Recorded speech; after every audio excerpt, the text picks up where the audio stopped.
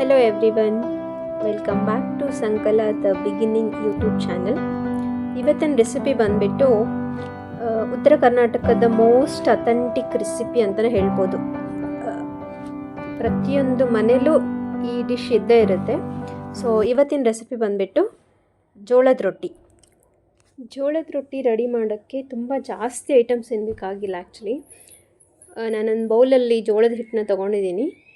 ಅದಕ್ಕೆ ಒಂದೆರಡು ಲೋಟ ನೀರು, ಅದನ್ನ ಬಿಸಿ ಮಾಡ್ಕೊಳ್ಬೇಕು ನಾವು.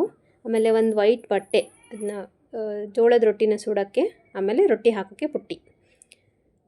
ಇಲ್ಲಿ ನೋಡ್ತಿರ್ಬೋದು, ನಾನು ಫಸ್ಟು ನೀರನ್ನ ಕಾಯಿಸೋಕೆ ಇಡ್ತಾ ಇದ್ದೀನಿ. ನಮ್ಮ ಸೈಡೆಲ್ಲ ಇದನ್ನು ಜಿಗಿ ಅಂತ ಹೇಳ್ತಾರೆ ರೊಟ್ಟಿ ಮಾಡೋಕ್ಕೆ. ಆಮೇಲೆ ಇನ್ನೊಂದು ಸ್ಟವ್ ಮೇಲೆ ನಾನು ತವ ಇಟ್ಟಿದ್ದೀನಿ ರೊಟ್ಟಿನ ಸುಡೋಕ್ಕೆ. ರೊಟ್ಟಿ ತಟ್ಟಕ್ಕೆ ಹಿಟ್ಟನ್ನ ರೆಡಿ ಮಾಡ್ಕೊಳ್ಳೋಣ. ಬೌಲ್ನಲ್ಲಿರೋ ಜೋಳದ ಹಿಟ್ಟನ್ನ ಕೆಳಗಡೆ ಹಾಕ್ಕೊಂಡಿದ್ದೀನಿ. ಹಿಟ್ಟನ್ನ ನೀಟಾಗಿ ರೌಂಡ್ ಮಾಡಿಬಿಟ್ಟು ಮಧ್ಯದಲ್ಲಿ ಸ್ಪೇಸ್ ಬಿಟ್ಟು ಅದರಲ್ಲಿ ನೀರು ಬಾಯ್ಲ್ ಮಾಡೋಕ್ಕೆ ಇಟ್ಟಿದ್ದೀವಲ್ವ, ನೀರು ಚೆನ್ನಾಗಿ ಬೇಯಬೇಕು. ಆ್ಯಕ್ಚುಲಿ ತುಂಬ ನೀಟಾಗಿ ಬೆಂದ ಮೇಲೆ ಕುದೀತಾ ಇರೋ ನೀರನ್ನು ನಾವು ಹಿಟ್ಟಿಗೆ ಹಾಕಿಬಿಟ್ಟು ನಿಧಾನವಾಗಿ ಕಲಿಸ್ಕೊಂಡು ಹೋಗಬೇಕು. ನೋಡ್ತಾ ಇರ್ಬೋದು, ಕೈ ಆ್ಯಕ್ಚುಲಿ ಸುಡ್ತಾ ಇರುತ್ತೆ. ಸೊ ಕಡತಗಿ ಇತ್ತಲ್ವ, ಅದರಿಂದ ನೀಟಾಗಿ ಹಿಟ್ಟನ್ನ ಕಲಿಸ್ಕೊಳ್ಳೋಣ. ಯೂಶ್ವಲಿ ನಾವು ಬಿಸಿ ನೀರು ಏನಕ್ಕೆ ಹಾಕ್ತೀವಿ ಅಂದರೆ ಜೋಳದ ಹಿಟ್ಟಲ್ಲಿ ಜಿಗಿ ಇರಲ್ಲ ಅಂತ ಹೇಳ್ತೀವಿ. ಬಿಕಾಸ್ ಇವತ್ತು ನಾನು ಮಾಡ್ತಿರೋ ರೊಟ್ಟಿ ಲತ್ತಣಿಗೆಯಿಂದ ಲಟ್ಟಿಸ್ಬಿಟ್ಟು ನಾನು ಜೋಳದ ರೊಟ್ಟಿನ ಮಾಡ್ತಾ ಇರೋದು. ಯೂಶ್ವಲಿ ಚಪಾತಿನ ಲಟ್ಟಿಸ್ತೀವಲ್ವ, ಅದೇ ಥರನೇ ನಾನು ಜೋಳದ ರೊಟ್ಟಿನ ಲಟ್ಟಿಸಿ ಮಾಡ್ತಾ ಇರೋದು. ಜೋಳದ ರೊಟ್ಟಿನ ತಟ್ತಾ ಇಲ್ಲ ಇವತ್ತು. ಸೊ ನಾನು ಅದಕ್ಕೆ ತುಂಬ ಬಿಸಿಯಾಗಿರೋ ನೀರನ್ನ ಕಲಿಸ್ಬಿಟ್ಟು, ಬಿಸಿಯಾದ ನೀರಿಂದ ಜೋಳದ ಹಿಟ್ಟನ್ನ ಕಲಿಸ್ಕೊಂಡು ಹಿಟ್ಟನ್ನ ನೀಟಾಗಿ ಹದವಾಗಿ ಮಾಡ್ಕೊಳ್ತಾ ಇದ್ದೀನಿ. ನೋಡ್ತಾ ಇರ್ಬೋದು ನೀವು, ಹಿಟ್ಟನ್ನ ನೀಟಾಗಿ ಬಿಸಿ ನೀರು ಹಾಕಿಬಿಟ್ಟು ಚೆನ್ನಾಗಿ ಬರೋ ಥರ ನಾದ್ಕೊಳ್ಬೇಕು.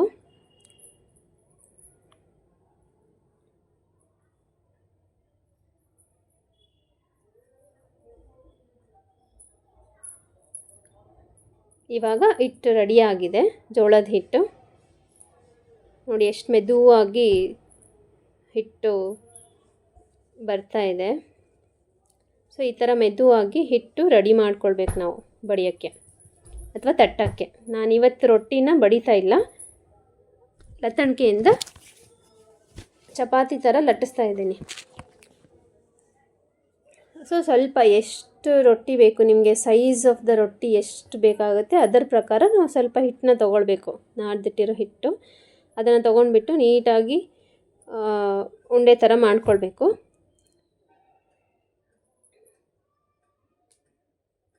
ನೋಡ್ತಿದ್ದೀರಲ್ವ, ನೀಟಾಗಿ ರೌಂಡು ಉಂಡೆ ಥರ ಮಾಡಿಬಿಟ್ಟು ಅದನ್ನು ಸ್ವಲ್ಪ ನಾನು ಡ್ರೈ ಆಗಿರೋ ಜೋಳದ ಹಿಟ್ಟನ್ನು ಹಾಕ್ಕೊಂಡಿದ್ದೀನಿ. ಇಲ್ಲಾಂದರೆ ಅದು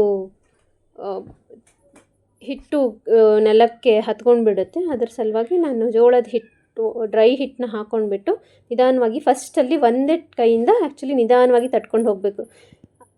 ಸೊ ದಟ್ ಇದು ರೌಂಡ್ ಶೇಪಲ್ಲಿ ಬರುತ್ತೆ. ಇವಾಗ ನೋಡ್ತಿರ್ಬೋದು ನೀಟಾಗಿ ರೊಟ್ಟಿ ಎಷ್ಟು ನೀಟಾಗಿ ಬರ್ತಾಯಿದೆ, ಒಂದು ಸ್ವಲ್ಪನೂ ಎಲ್ಲೂ ಅರಿತಾ ಇಲ್ಲ. ಸೊ ಈ ಥರ ನಿಧಾನ ಲತ್ತಣಿಗೆ ಇಟ್ಕೊಂಡು ಲಟ್ಟಿಸ್ಕೊಂಡು ಹೋಗಬೇಕು. ಸೊ ಲತ್ತಣಿಗೆ ಡೈರೆಕ್ಟಾಗಿ ಯೂಸ್ ಮಾಡಿದ್ರೆ ಜೋಳದ ರೊಟ್ಟಿ ಬರಲ್ಲ. ಆ ಲತ್ತಣಿಗೆಗೆ ಪ್ಲಾಸ್ಟಿಕ್ಸ್ ಇರುತ್ತಲ್ವ, ಆ ಪ್ಲಾಸ್ಟಿಕ್ ಪೇಪರ್ನ ನೀಟಾಗಿ ಸುತ್ತಬಿಟ್ಟು ಎರಡೂ ಎಡ್ಜಸಲ್ಲಿ ಡಿಸ್ಕೋ ರಬ್ಬರ್ ಬರುತ್ತಲ್ವ, ಅದರಿಂದ ನಾವು ಟೈ ಮಾಡಬೇಕು. ಸೊ ಇದರಿಂದಾಗಿ ರೊಟ್ಟಿ ನೀಟಾಗಿ ಬರುತ್ತೆ, ಆ ಲತ್ತಣಿಗೆಗೂ ಅಂಟ್ಕೊಳ್ಳೋದಿಲ್ಲ, ರೌಂಡ್ ಶೇಪಲ್ಲಿ ಚೆನ್ನಾಗಿ ಬರುತ್ತೆ ರೊಟ್ಟಿ.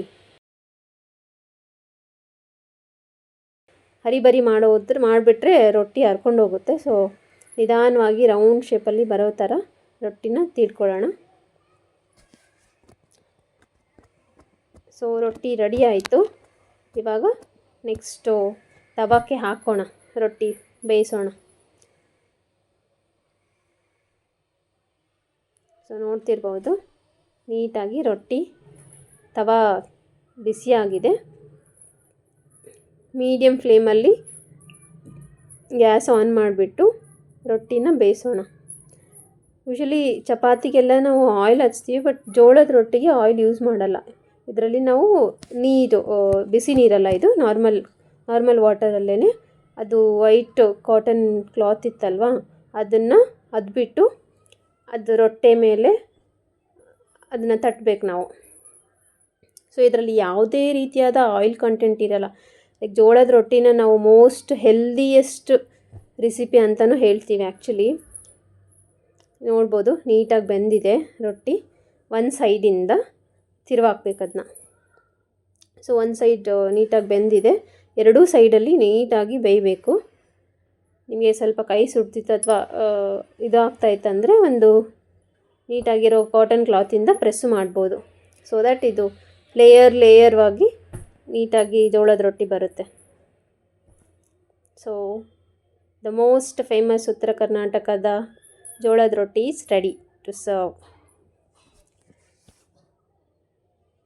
Hope you like the round shape jolad roti. Thank you for watching the video. Please subscribe, like and comment. See you in the next video.